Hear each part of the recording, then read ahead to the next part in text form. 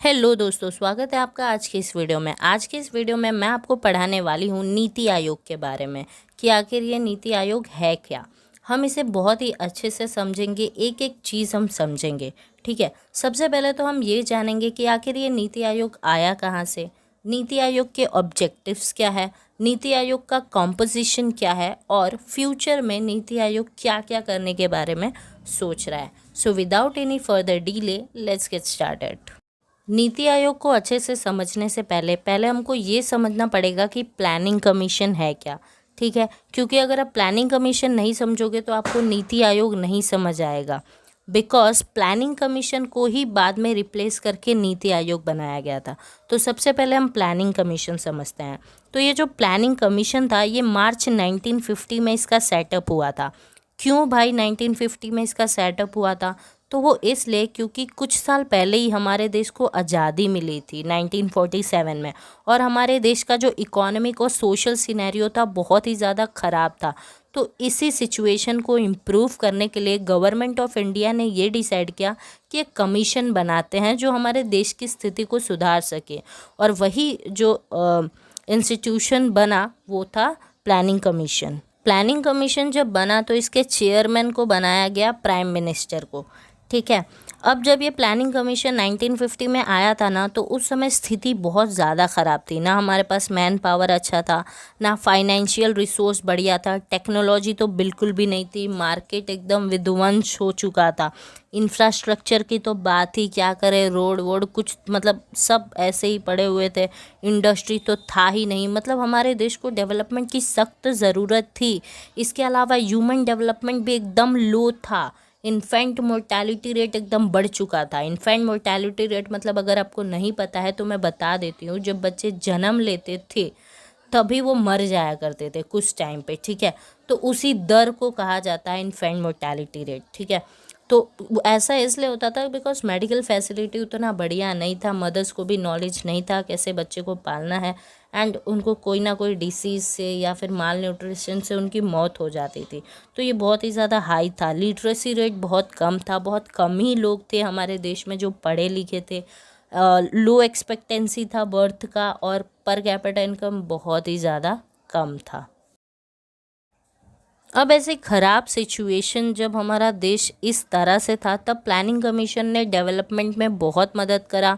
इन लोगों ने ये डिसाइड किया कि हम 5 ईयर प्लान्स बनाएंगे एंड उसी में बहुत सारी पॉलिसीज़ होंगे जिससे इंडिया की हेल्प होगी।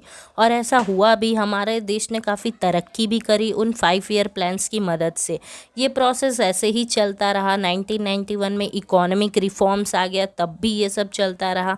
राइट, लेकिन क्या हुआ ना कि धीरे धीरे द प्लानिंग कमीशन ग्रेजुअली, धीरे धीरे प्लानिंग कमीशन अपने जो मेन काम से भटक गया।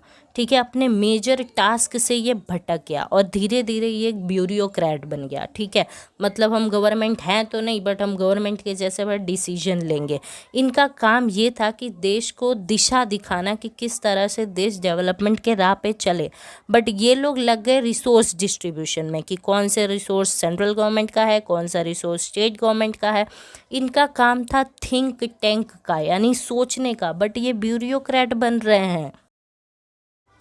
अब ऐसा कब तक ही चलेगा? राइट, अब ऐसा कब तक चलेगा? गवर्नमेंट ऑफ इंडिया ने ये चीज़ रियलाइज़ कर ली थी, एंड देन उन्होंने डिसाइड करा कि अब हम प्लानिंग कमीशन को रिप्लेस करेंगे एक नए इंस्टीट्यूशन के साथ जिसका नाम होगा नीति आयोग। एंड इसका फुल फॉर्म तुमको याद रखना है भैया, बहुत इंपॉर्टेंट है एग्जाम के लिए।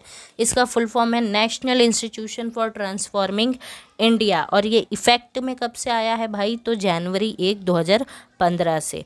ठीक है, यहाँ पे मैंने थिंक टैंक लिख दिया है, यहाँ पे थिंक टैंक आएगा। Okay, it is a policy think tank. तो फिर नीति आयोग को एक थिंक टैंक की तरह स्थापित करा गया कि भाई आपको सोचना है कि हमारा देश कैसे डेवलपमेंट के राह पे चले, कैसे हम लोग एक सस्टेनेबल डेवलपमेंट के गोल को अचीव कर सके, और कैसे कोऑपरेटिव फेडरलिज्म बना रहे। कोऑपरेटिव फेडरलिज्म मतलब स्टेट और सेंट्रल गवर्नमेंट के बीच में एक बैलेंस बना रहे, उनका रिलेशनशिप सही रहे, सब कुछ बढ़िया रहे। कहानी का एक किस्सा यहाँ पे ख़त्म होते हुए अब हमारा दूसरा टॉपिक आता है objectives and functions of NITI Aayog. कि नीति आयोग का काम क्या है भाई, क्या काम करते हैं ये लोग। तो सबसे पहले देखिए, इनको एक विजन बनाना है नेशनल डेवलपमेंट का कि कैसे हमारा जो देश है वो डेवलपमेंट के राह पे चल सके, कौन से सेक्टर्स है जिनको प्रायोरिटी मिलना चाहिए, कैसे हम स्ट्रैटेजी बनाएं कि सब कुछ सही चल सके। और इन सब में ना ये लोग स्टेट्स को इन्वॉल्व करके चलते हैं, ठीक है। ये पहला ऑब्जेक्टिव। दूसरा, कोऑपरेटिव फेडरलिज्म को बढ़ाना, क्योंकि भाई स्टेट भी इम्पॉर्टेंट है, सिर्फ सेंटर ही इम्पॉर्टेंट नहीं है, स्टेट से ही एक स्ट्रॉन्ग नेशन बनता है। तो इसलिए कोऑपरेटिव फेडरलिज्म को अच्छे से बढ़ाने का काम भी इन्हीं का है। तीसरा, ये लोग क्या चाहते हैं, ये लोग कुछ ऐसा मैकेनिज़्म, कुछ ऐसे प्लान्स बनाना चाहते हैं कि विलेज लेवल पर भी लोगों को हेल्प मिल सके। चौथा, इनका काम ये है कि जितने भी इकोनॉमिक स्ट्रेटजी या पॉलिसी बनाई जा रही है उसमें देश के सिक्योरिटी के बारे में भी बात हो, ये भी इन्हीं को देखना है। पांचवा, कुछ ऐसे भी सेक्शन हैं सोसाइटी के जिन पे किसी ने ध्यान नहीं दिया है, उनको डेवलप होने की बहुत ज़रूरत है, उनको अटेंशन देने की बहुत ज़रूरत है। तो ये भी काम नीति आयोग वाले ही करते हैं। नेक्स्ट इनका ऑब्जेक्टिव है कि ये लोग कुछ ऐसे स्ट्रैटेजी और कुछ ऐसे पॉलिसी बनाना चाहते हैं और कुछ ऐसे इनिशिएटिव्स जो भाई चले और बाद में उनको अच्छी तरह से मॉनिटर भी किया जा सके कि सब कुछ बराबर से चल रहा है कि नहीं।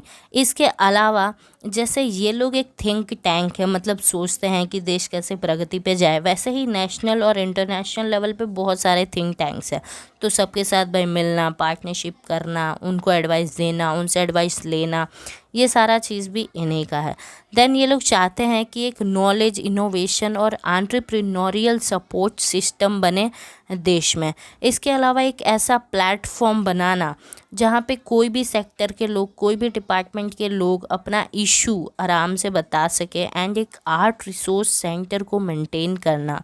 फिर कुछ और इनके ऑब्जेक्टिव्स हैं, जैसे कि जो भी प्रोग्राम चल रहा है उसको अच्छी तरह से इवेल्युएट किया जाए, उसको अच्छी तरह से मॉनिटर किया जाए कि सब कुछ भाई बराबर से तो हो रहा है ना।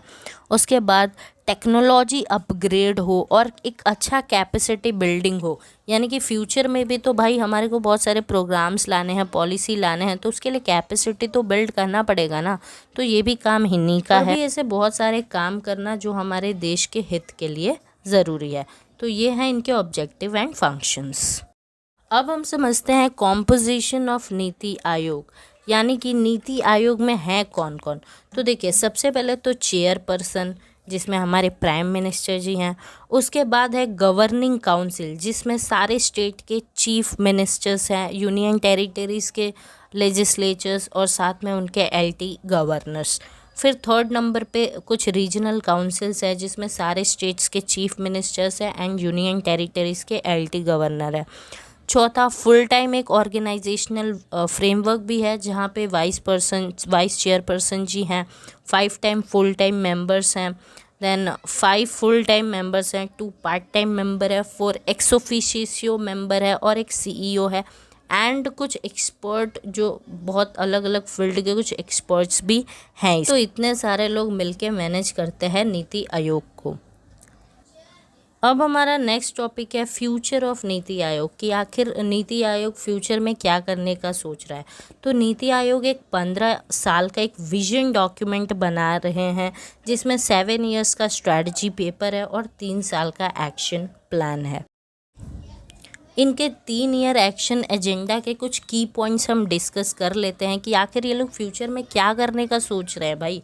तो सबसे पहले तो देखो, ये लोग हमारा फिस्कल डेफिसिट और रेवेन्यू डेफिसिट कम करने का सोच रहे हैं।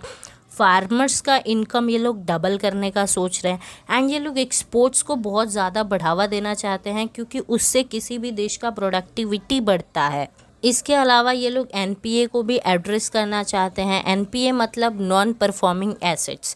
इसका मतलब ये है कि बहुत बारी क्या होता है कि बैंक वगैरह या बहुत बड़े इंस्टीट्यूशन वगैरह ऐसी जगह लोन दे देते हैं कि उनको फिर वहाँ से वापस लोन का रिपेमेंट नहीं होता, तो बहुत नुकसान होता है देश का। तो इस चीज़ को देखने का काम भी यही लोग सोच रहे हैं। इसके अलावा ये लोग लैंड प्राइस को बहुत कम लेके आना चाहते हैं, ताकि सभी लोग घर खरीद सकें, एंड जो बहुत सारे अंडर डेवलप्ड एरियाज़ हैं उनको डेवलपमेंट करने का ये लोग सोच रहे हैं। इंफ्रास्ट्रक्चर पे लोग ध्यान देने का सोच रहे हैं। पब्लिक एंड प्राइवेट सेक्टर में अच्छा पार्टनरशिप बना रहे, ये भी यही लोग सोच रहे हैं। और कुछ ऐसे कंज्यूमर फ्रेंडली मेजर्स लेने का भी ये लोग सोच रहे हैं। तो आई होप तुमको सब कुछ समझ आया ही होगा। I hope it helped. अगर येस तो मेक श्योर टू लाइक और सब्सक्राइब कर लो, बिकॉज मैं ऐसे ही वीडियोज़ आपके लिए लेके आती रहती हूँ। ये हमारा इंस्टाग्राम का पेज है, जाओ, बहुत बढ़िया कंटेंट डालती हूँ, अलग कंटेंट डालती हूँ, पढ़ाई वाला नहीं। तुमको मज़ा आएगा, जाके वो सारी चीज़ें देखो, ठीक है। Keep watching, keep learning. और मेरे को ज़रा इसका आंसर बताओ तो, नीति आयोग का फुल फॉर्म क्या होता है? जल्दी से कमेंट करो। मिलते हैं अगली वीडियो में, तब तक ले बाय बाय।